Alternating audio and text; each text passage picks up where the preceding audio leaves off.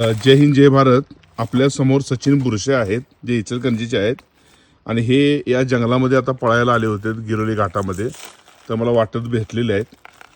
यांच्याकडून यांचा इतिहास ऐकूया. सर, आपण मॅरेथॉनसाठी का आला इकडे, आता काय करताय, कसं करता? मॅरेथॉन म्हणजे पळायचं म्हणजे उद्देश एवढा होता की व्यसनमुक्ती हे एक टार्गेट होतं मोठं माझ्यासमोर. बरोबर. आणि 2020 पर्यंत मी व्यसनाधीन होतो, पुढे आणि ड्रिंक्स वगैरे करायचो, वाईट संगतीत होतो. आणि एक संकल्प केला 2021 साली की स्वतःला बदलायचं आणि मी स्वतः चालायला सुरुवात केली आणि चालत आज पळत दक्षिण आफ्रिकेपर्यंत जाऊन पोहोचलो.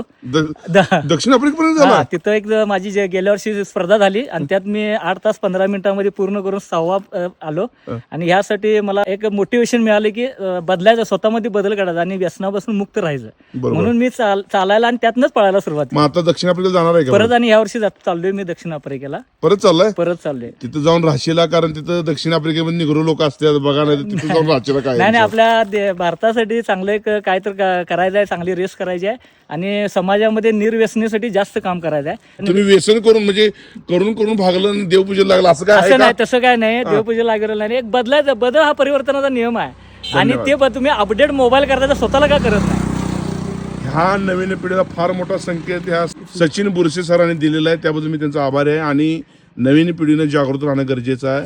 ज्योतिबाच्या चरणी देवाला प्रार्थना करतो की हे यशस्वी होऊन परत यावं आणि आपल्या भारताचं नाव मोठं करावं. जय हिंद जय भारत.